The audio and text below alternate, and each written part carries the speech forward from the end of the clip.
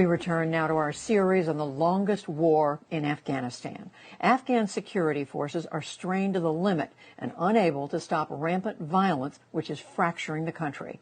Warlords, a mainstay of power and force, are stepping into that breach again. Special correspondent Jane Ferguson and producer cinematographer Emily Cassie have our report. These gunmen are the rule of law in this remote, mountainous region in the center of Afghanistan. Groups of fighters patrol and protect these communities, entirely independent of the Kabul government. Instead, they serve under this man, Abdul Ghani Alipur, known as Commander Sword. 20 years ago, there was a sense of hope in Afghanistan, but unfortunately the situation is getting worse. The government was not able to establish itself in the way people had expected. The democracy that we were establishing never took much of a foothold.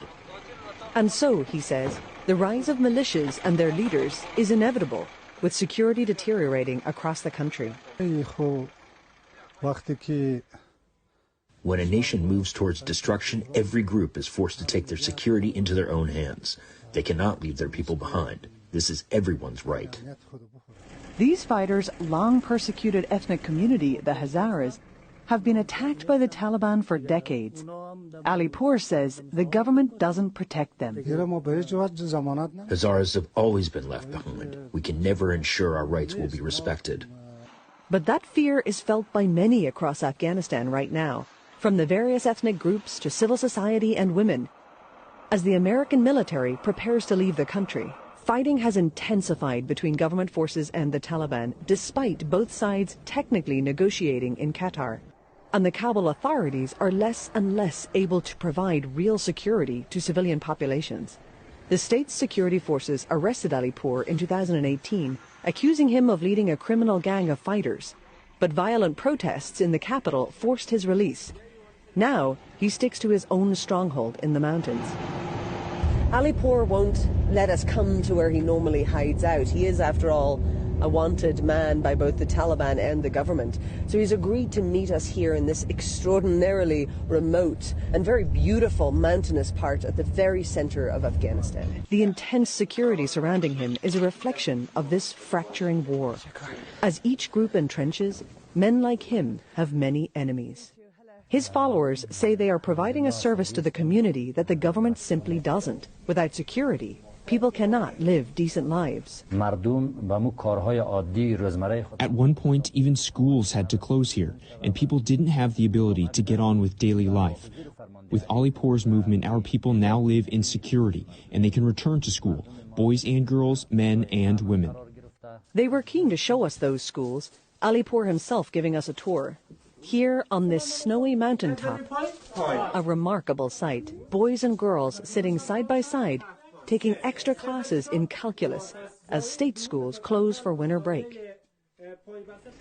But the reality is, this is not the image of Afghanistan's future either the Afghan people or the international community pictured 20 years ago. Local militias patrolling their own communities, fighting off other militant groups.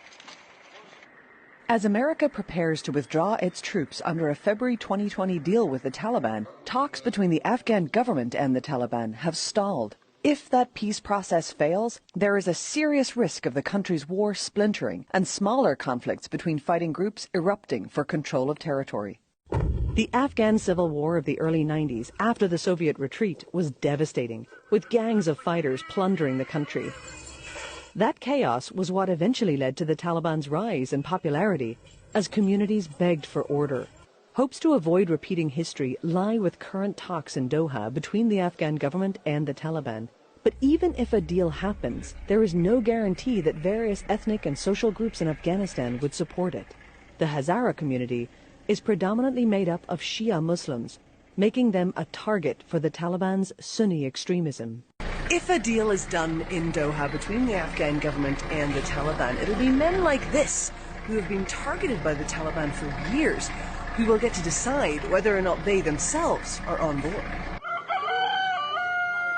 Several hours away from Alipur's hideout, in rural Bamiyan province, people live in the shadow of a visceral symbol of the country's culture and its destructive war, the famous 2,000-year-old giant Buddha statues carved from these cliffs and once a marker of the area's ancient Buddhist communities were blown up by the Taliban during their rule, and they continue to hold these communities in fear. Hussein Rezai makes a living as a taxi driver between Bamiyan and the capital Kabul. It's one of the few jobs going in this part of the country, but to do it, he has to travel through areas controlled by the Taliban. If they decide they don't like something about me, or with my passengers, if there is a government employee with documents, they might beat me. If a passenger is taken from my vehicles and is arrested by the Taliban, the government will say I am involved. Both sides would accuse me, the Taliban and the government. All I could do is beg the mullah to please release the passengers, but they wouldn't. They don't respect us. Now, he says the immediate area is safer because of Alipur and his men. Alipur's presence is very good for the people who are using this road. He is doing a good job. Before he came, people were arrested by the Taliban who were from this area because there was no one to protect them. Even the government didn't care. Despite the peace talks, the realities on the ground of entrenched fighting and a rapid U.S. withdrawal leave few here like him confident the next generation will inherit a nation at peace. I hope so, but I'm not optimistic. We might have peace one day, but not soon. If fighting breaks out, I won't participate. For the last 35 years, I've never touched a weapon. I'm not a violent person. I just want to live as ordinary a life as I can. I just want a simple life. It's a sentiment echoed across the country by the millions who aren't armed, who are exhausted from war, asking for only a peaceful, dignified life. Yet, as fear sets in, that balance of power is being upended with a U.S. exit. Strong men many call warlords may inherit some of that power once again. The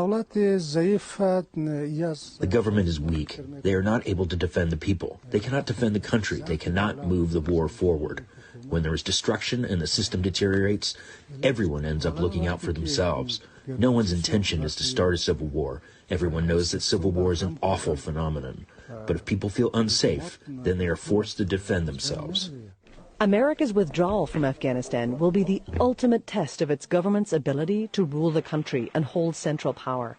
The fear for so many Afghans is that it will not, and what divides the country could prevail over what unites it, leaving people with no choice but to look to their own for survival. For the PBS NewsHour, I'm Jane Ferguson in Bamiyan, Afghanistan.